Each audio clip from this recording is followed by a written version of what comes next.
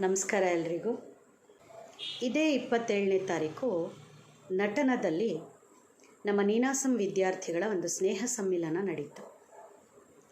ನನಗೆ ಮಂಡ್ಯ ರಮೇಶ್ ಅವರು ಮೈಸೂರಲ್ಲಿ ಮಾಡಿರುವಂಥ ನಟನಾ ಸಂಸ್ಥೆಯ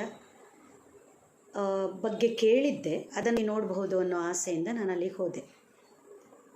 ನಮ್ಮ ಸ್ನೇಹ ಸಮ್ಮಿಲನ ತುಂಬ ಚೆನ್ನಾಗಾಯಿತು, ಅರ್ಥಪೂರ್ಣವಾಗಾಯಿತು. ಆ ಸಂತೋಷದ ಜೊತೆಗೆ ನನಗೆ ನಟನ ಬಗ್ಗೆ ಮಾತಾಡೋಕ್ಕೆ ನಾನಿವತ್ತು ನಿಮ್ಮ ಮುಂದೆ ಕೂತಿದ್ದೀನಿ. ಒಂದು ಸುಸಜ್ಜಿತವಾದ, ಸುರಕ್ಷಿತವಾದ, ಸುಂದರವಾದ, ಆಹ್ಲಾದಕರವಾದ ವಾತಾವರಣ ಈ ರಂಗವೇದಿಕೆಯಲ್ಲಿದೆ. ಅದೊಂದು ಕಾರಣ. ಇನ್ನೊಂದು, ಇವರೆಲ್ಲ ಕಾರ್ಯಕ್ರಮಗಳು ಪ್ರಾರಂಭಿಕ ಹಂತದಲ್ಲಿ ಮಕ್ಕಳನ್ನು ಕೇಂದ್ರವಾಗಿ ಇಟ್ಕೊಂಡಿದ್ದಾರೆ. ನನ್ನ ವೈಯಕ್ತಿಕ ಕಾಳಜಿ, ನಮ್ಮ ಸಮಾಜದಲ್ಲಿರುವ ಪ್ರತಿಯೊಬ್ಬರಿಗೂ ಮಕ್ಕಳು ಪ್ರಮುಖವಾಗಬೇಕು. ನಮ್ಮ ಪ್ರಾಮುಖ್ಯತೆ, ಆದ್ಯತೆ ಮಕ್ಕಳಾಗಬೇಕು. ಆದರೆ ಈ ನಟನ ಸಂಸ್ಥೆ ಇದೆಯಲ್ಲ, ಇದು ಮಕ್ಕಳಿಗಾಗಿ ಅವರು ರಂಗ ಚಟುವಟಿಕೆಗಳನ್ನು ಮಾಡ್ತಾರೆ, ಬೇಸಿಗೆ ಶಿಬಿರಗಳನ್ನು ಮಾಡ್ತಾರೆ. ಅವರು ರಂಗಭೂಮಿಯನ್ನು ಒಂದು ಆಟದ ವಸ್ತು ಅಥವಾ ಆಟಾಡುವ ಜಾಗ ಅನ್ನೋದಷ್ಟೇ ಅಲ್ಲದೆ ನಾಟಕಗಳನ್ನು ಕಲಿಸ್ತಾ ಒಂದು ಸಾಂಸ್ಕೃತಿಕವಾದ ಶಿಸ್ತನ್ನು ಕಲಿಸ್ತಿದ್ದಾರೆ. ಅದರ ಜೊತೆಗೆ ಹೊರಗಿನ ಪ್ರಪಂಚದ ಜೊತೆ ಬೆರೆಯೋದು ಹೇಗೆ, ಅದರಲ್ಲಿ ನಾವು ಒಳಗೊಳ್ಳೋದು ಹೇಗೆ ಅನ್ನೋದನ್ನು ನಟನಾ ಸಂಸ್ಥೆ ಕಲಿಸ್ತಾ ಇದೆ. ನಂಗೆ ತುಂಬ ಇಂಟ್ರೆಸ್ಟಿಂಗ್ ಅನಿಸಿದ್ದು. ಈಗ ನೀವು ಎಲ್ಲೇ ನೋಡಿ ಕೇಳ್ತಿದ್ದೀವಿ, ನೋಡ್ತಿದ್ದೀವಿ, ಚಿಕ್ಕ ಚಿಕ್ಕ ಮಕ್ಕಳು ಅಂದರೆ ನಾನು ಕಾಲೇಜಿನವ್ರನ್ನೂ ಮಕ್ಕಳು ಅಂತಲೇ ಹೇಳ್ತಾ ಇದ್ದೀನಿ, ಹತಾಶರಾಗ್ತಾರೆ. ಅವರು ಬೇಗ ಸೋತು ಬಿಡ್ತಾರೆ. ಅವ್ರು ಗೆಲ್ತಾನೇ ಇರಬೇಕು, ಸೋತ್ರೆ ಅದನ್ನು ಒಪ್ಕೊಳ್ಳೋಕ್ಕಾಗಲ್ಲ. ಆಗ ಹೆಗ್ಲಿನ ಮೇಲೆ ಕೈ ಇಡೋಕ್ಕೆ, ಸಂತೈಸೋಕ್ಕೆ, ಅಪ್ಕೊಳ್ಳೋಕ್ಕೆ ಯಾರೂ ಇಲ್ಲ.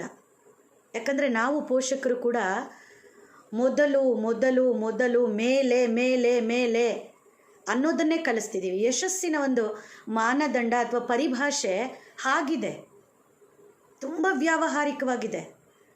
ಅಂಥ ಸಂದರ್ಭಗಳಲ್ಲಿ ಈ ನಟನದಂಥ ಸಂಸ್ಥೆಗಳು ಸಾಕಷ್ಟಿರ್ಬೋದು. ಆದರೆ ನಾನು ಇದನ್ನು ಗಮನಿಸಿದ್ರಿಂದಾಗಿ ಇದ್ರ ಬಗ್ಗೆ ಮಾತಾಡ್ತಾ ಇದ್ದೀನಿ. ಮತ್ತು ನಟನಾ ಸಂಸ್ಥೆಗೆ ಒಂದು ಪಾಸಿಟಿವ್ ಆದ ವಿಚಾರನೂ ಇದೆ, ನೆಗೆಟಿವ್ ಆದ ವಿಚಾರನೂ ಇದೆ. ಪಾಸಿಟಿವ್ ಯಾಕೆಂದರೆ ಮಂಡ್ಯ ರಮೇಶ್ ಅವರು ಒಬ್ಬರು ಸೆಲೆಬ್ರಿಟಿ.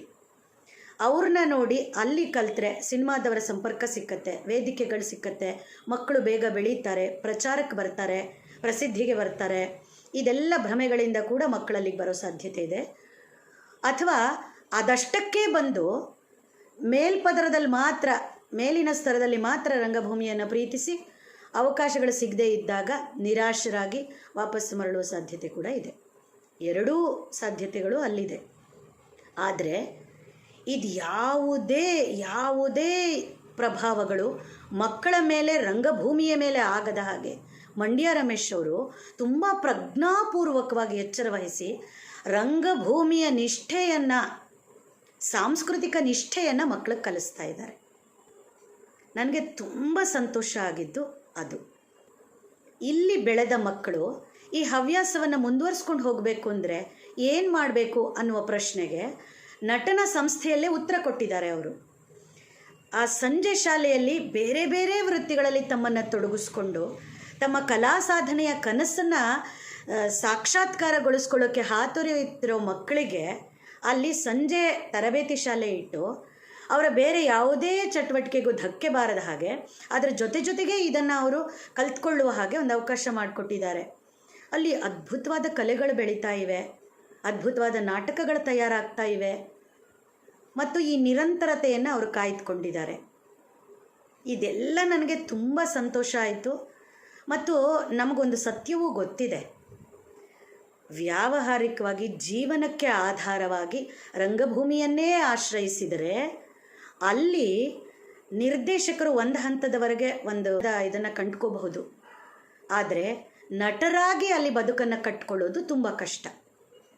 ಅಂಥ ಸಂದರ್ಭಗಳಲ್ಲಿ ಇದನ್ನು ಹವ್ಯಾಸವಾಗಿಟ್ಕೊಂಡು ಬೇರೆ ಬೇರೆ ವೃತ್ತಿಗಳಲ್ಲಿರುವಾಗಲೂ ರಂಗಭೂಮಿ ನಮ್ಮನ್ನು ಎಷ್ಟು ಗಟ್ಟಿಗೊಳಿಸುತ್ತೆ ಮಾನಸಿಕವಾಗಿ ಮತ್ತು ದೈಹಿಕವಾಗಿ, ನಮ್ಮನ್ನು ಎಷ್ಟು ಸದೃಢರನ್ನಾಗಿಸುತ್ತೆ ಅನ್ನುವ ಒಂದು ಅಮೂಲ್ಯವಾದ ಕಾನ್ಸೆಪ್ಟನ್ನು ಇಟ್ಕೊಂಡು ಬೇರೆ ಬೇರೆ ವೃತ್ತಿ, ಅವರು ಕಲಾವಿದರಾಗೆ ಬೆಳೆಯೋದಾದರೆ ದಾರಿಗಳಿದೆ, ತುಂಬ ಸೌಲಭ್ಯಗಳಿದೆ, ಸೋರ್ಸ್ಗಳಿದೆ, ಅವರಲ್ಲಿಗೆ ಹೋಗ್ತಾರೆ. ಆದರೆ ಹೋಗೋಕ್ಕಾಗದೇ ಇದ್ದಾಗಲೂ ಕೂಡ ಈ ಕೌಶಲ್ಯವನ್ನು ಅವ್ರು ಮಾಡ್ತಿರುವಂಥ ವೃತ್ತಿಗಳಲ್ಲಿ ಬಳಸ್ಕೊಂಡು ಹೇಗೆ ಗಟ್ಟಿಯಾಗ್ಬೋದು ಅವರು, ಅದು ನೀರಸವಾಗದ ಹಾಗೆ ತಮ್ಮನ್ನು ತಾವು ಜೀವಂತವಾಗಿ ಇಟ್ಕೊಳ್ಳೋದು ಹೇಗೆ ಅನ್ನೋದು, ಇದೆಲ್ಲ ಅಂಶಗಳು ರಂಗಭೂಮಿಯಿಂದ ಸಾಧ್ಯ. ಅದನ್ನು ನಟನ ತುಂಬ ಗಂಭೀರವಾಗಿ ಪರಿಗಣಿಸಿ ಆ ಕೆಲಸ ಮಾಡ್ತಾ ಇದೆ. ನಂಗೆ ತುಂಬ ಸಂತೋಷ ಆಯಿತು. ನಟನಾ ಸಂಸ್ಥೆ ಇಂಥ ಅದೆಷ್ಟೋ ಅದ್ಭುತ ಕಲಾವಿದರನ್ನು ರಂಗಭೂಮಿಗೆ ಕೊಡಲಿ. ಈಗ ಆಲ್ರೆಡಿ ನಟನೆಯಿಂದ ಬಂದಿರೋ ಎಲ್ಲ ಮಕ್ಕಳಿಗೂ ಅಭಿನಂದನೆಗಳು. ನಟನಾ ಸಂಸ್ಥೆ ಇನ್ನೂ ಎತ್ತರಕ್ಕೆ ಬೆಳೀಲಿ. ಆದರೆ 25ನೇ ವರ್ಷದ ಆಚರಣೆ ಇದೆಯಲ್ಲ, ಅದು ಒಂದು ಅದ್ಭುತವಾದ ಕಾರ್ಯಕ್ರಮವಾಗಲಿ ಅಂತ ಹೇಳ್ತಾ ಮತ್ತೊಮ್ಮೆ ಮಂಡ್ಯ ರಮೇಶ್ ಅವರಿಗೆ ಅಭಿನಂದನೆಗಳನ್ನು ಸಲ್ಲಿಸ್ತಾ ನನ್ನ ಮಾತು ಮುಗಿಸ್ತೀನಿ. ಧನ್ಯವಾದ.